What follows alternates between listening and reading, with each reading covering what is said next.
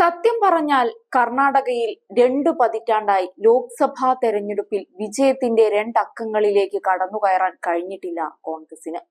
നിയമസഭാ തെരഞ്ഞെടുപ്പുകളിൽ വിജയം കൊയ്യുമ്പോഴും പാർലമെന്റ് തെരഞ്ഞെടുപ്പിൽ ആ വിജയം ആവർത്തിക്കുന്നതിൽ പാർട്ടി പരാജയപ്പെടുന്നതാണ് പലപ്പോഴും കണ്ടത്. എന്നാൽ ഇത്തവണ കാര്യങ്ങൾ മാറിമറിയുമെന്നാണ് സൂചനകൾ.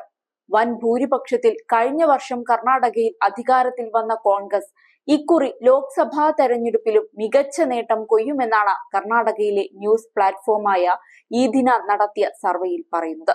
കഴിഞ്ഞ വർഷം നടന്ന നിയമസഭാ തെരഞ്ഞെടുപ്പിൽ കോൺഗ്രസിന്റെ മികച്ച വിജയം ഈ ദിന കൃത്യമായി തന്നെ പ്രവചിച്ചിരുന്നു. പാർലമെന്റ് തെരഞ്ഞെടുപ്പിൽ കോൺഗ്രസിന് വ്യക്തമായ മുൻതൂക്കമാണ് ഈ ദിന സർവേ പ്രവചിക്കുന്നത്. ഫെബ്രുവരി 15-നും മാർച്ച് 5-നും ഇടയിൽ 2 കൂട്ടരും സ്ഥാനാർത്ഥികളെ പ്രഖ്യാപിച്ചതിനു ശേഷം 1,00,000-ൽ പരം പേരെ കണ്ടാണ് സർവേ നടത്തിയത്. ലോക്സഭാ തെരഞ്ഞെടുപ്പുകളിൽ കാലങ്ങളായി ബിജെപിക്ക് മേൽക്കൈ ലഭിക്കുന്ന പതിവ് ഇക്കുറി മാറുമെന്നാണ് സർവേ സൂചിപ്പിക്കുന്നത്. 1996 ലോക്സഭാ തെരഞ്ഞെടുപ്പ് മുതൽ ബിജെപി തങ്ങളുടെ വോട്ട് വിഹിതം കർണാടകയിൽ പതിയെ ഉയർത്തിക്കൊണ്ടുവരികയായിരുന്നു. 2004-ൽ സംസ്ഥാനത്തെ 28-ൽ 18 സീറ്റിലും ബിജെപിക്കായിരുന്നു വിജയം. 35% വോട്ടാണ് അന്ന് ബിജെപിക്ക് ലഭിച്ചത്.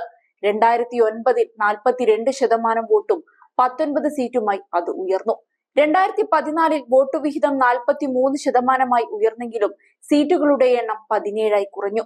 എന്നാൽ 2019-ൽ 51% വോട്ടും 25 സീറ്റും നേടി ബിജെപി കർണാടകയിൽ അഭൂതപൂർവമായ വിജയം സ്വന്തമാക്കുകയായിരുന്നു.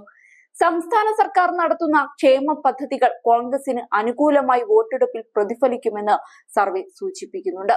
സർവേയിൽ പങ്കെടുത്ത 47.64% പേർ നരേന്ദ്രമോദിയുടെ ഭരണത്തിൽ ഇന്ത്യയുടെ ഖ്യാതി ഉയർന്നതായി അഭിപ്രായപ്പെട്ടു. 45% പേർ മോദി 3-ാം തവണയും ഭരണത്തിലെത്തണമെന്ന് ആഗ്രഹിക്കുന്നവരാണ്.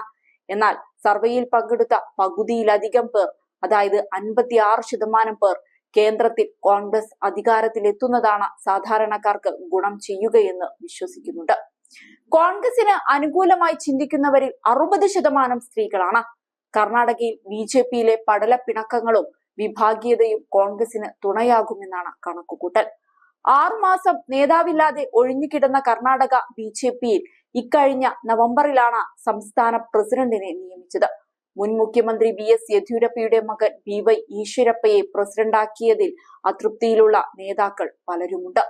നാളുകൾ നീണ്ട അനിശ്ചിതത്വത്തിനു ശേഷം തങ്ങളുടെ വോട്ട് ബാങ്കായ ലിംഗായത്ത് സമുദായത്തെ പ്രീണിപ്പിക്കാനുള്ള നീക്കം കൂടിയായിരുന്നു അത്.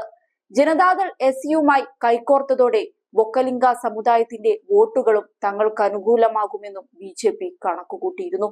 OBC, ദളിതുകൾ, മുസ്ലിങ്ങൾ, ഒരു വിഭാഗം ആദിവാസികൾ എന്നിവർ കരുത്തു പകരുന്ന കോൺഗ്രസ് വോട്ട് ബാങ്കിനെ വെല്ലുവിളിക്കാനാവുമെന്ന വിലയിരുത്തലായിരുന്നു പാർട്ടി. എന്നാൽ സംസ്ഥാനത്ത് സമീപകാലത്ത് പാർട്ടിയിലുണ്ടായ സംഭവ വികാസങ്ങൾ BJPയുടെ തെരഞ്ഞെടുപ്പ് മുന്നൊരുക്കങ്ങൾക്ക് കനത്ത തിരിച്ചടി തന്നെ നൽകി. പാർട്ടി സംസ്ഥാന ഘടകത്തിലെ വിഴുപ്പലക്കൽ അവസാനിപ്പിക്കാൻ കേന്ദ്ര നേതൃത്വം ഏറെ ശ്രമിച്ചിട്ടും നടന്നില്ല. KS ഈശ്വരപ്പ ഉൾപ്പെടെ മത്സരിക്കാൻ സീറ്റ് ലഭിക്കാത്ത പ്രമുഖ നേതാക്കൾ പലരും പാർട്ടിക്കെതിരെ ഇടഞ്ഞു നിൽക്കുകയാണ് ഇപ്പോഴും.